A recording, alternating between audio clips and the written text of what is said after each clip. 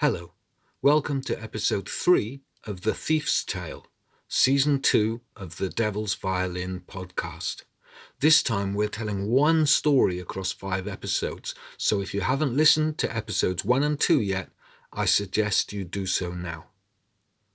Please note, this story is for adults.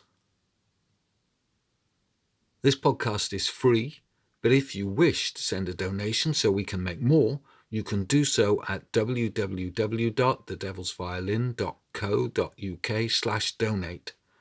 At our website, you can also buy a download of this podcast and some of our previous shows. Our thanks go to the Arts Councils of Wales and England for their support with this project.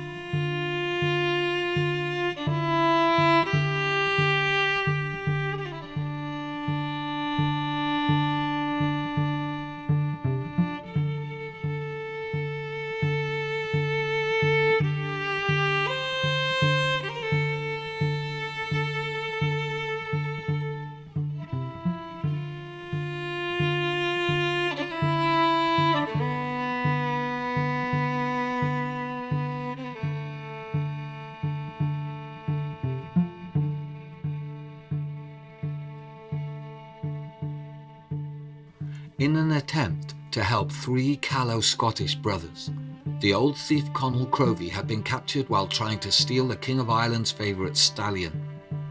The king was eager to boil them all in oil, but Conall struck a bargain with him. If Conall could only tell a tale of a time when he had been in a tighter scrape than the one he was in at that moment, then one of the Scots would go free. By the time I resumed the story, one young Scot had already been freed. Conall Crovey said to the king and the king's mother, "That ship left me behind. I was floating in the middle of the ocean, surrounded by black sea and starry sky. I cursed my misfortune. Day came. I grew more and more exhausted. Then I glimpsed movement in the corner of my eye. A flock of seagulls were squabbling over something. I swam toward them. I smelled it before I saw it. It was a dead whale. I scared off the gulls and dragged myself onto the whale's back. I lay on the stinking whale for days, fending off the angry gulls. My skin blistered, my lips cracked. The days were cruel hot, the nights cruel cold. One morning I saw an island. I don't remember reaching it. The next I remember was a woman standing over me. I remember her picking me up in her arms like a sleeping infant. I remember her carrying me to a cart. I remember the rolling of the cart under me. She took me to her home and nursed me.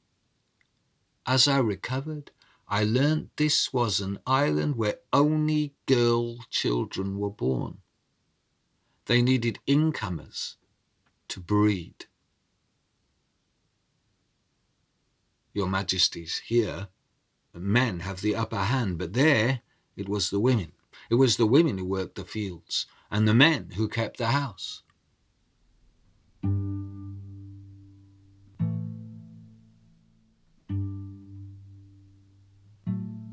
Not only was I grateful to the woman who had rescued me, but to my joy I discovered that I liked her company better than anyone I'd ever known.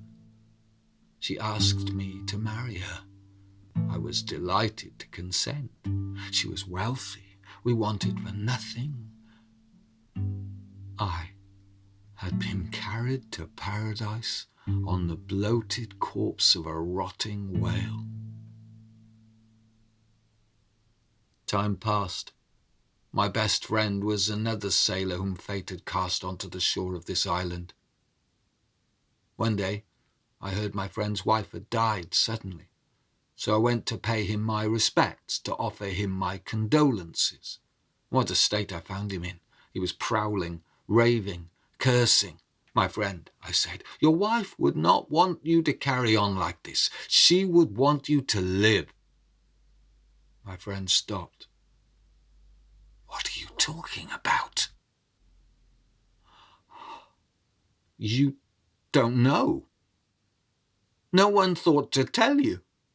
On this island, when a wife dies, her husband is buried with her." I said, "What?" The funeral was the very next day. I and my wife joined the mourners and processed up a hill, singing, till we came to a great flat stone. My friend had led the procession behind the funeral bier, his eyes downcast.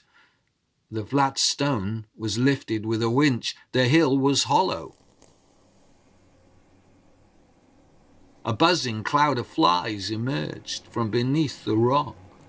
The mourners lowered the corpse on a rope into the black pit beneath. My friend became anxious, restive. The mayoress offered him bread and water. He struck it out of her hand and ran. The mourners seized him. He resisted, but they overpowered him. He thrashed and screamed, but they threw him down and rolled him from head to foot in cloth. Then they attached a rope to him and lowered him into the hole. I heard his muffled pleading as he disappeared from view. They threw down the bread and water after him and put back the rock.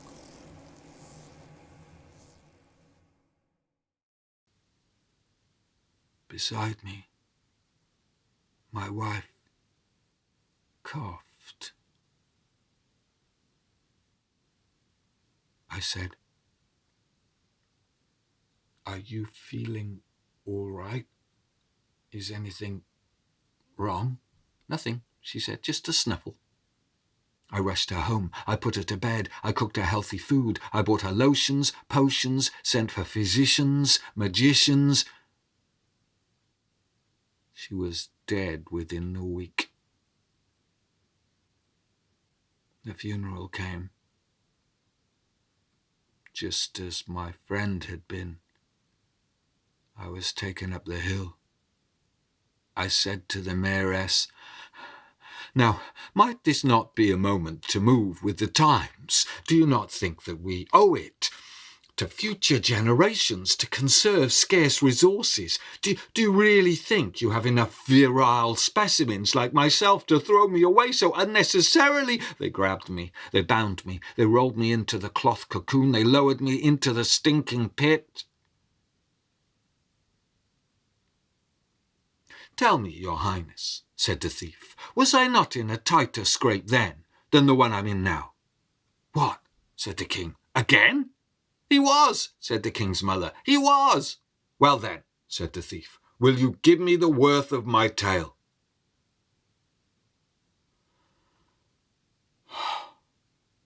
"Very well," said the king. "The second brother is free."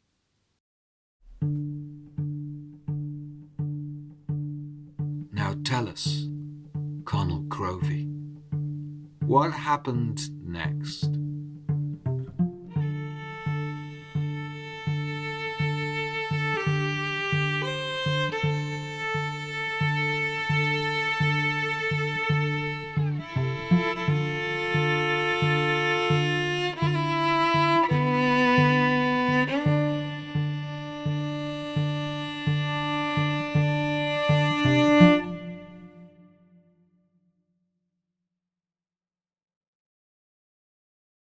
And there you have it.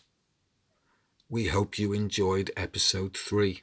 Episode 4 will be available at 8 p.m. next Sunday.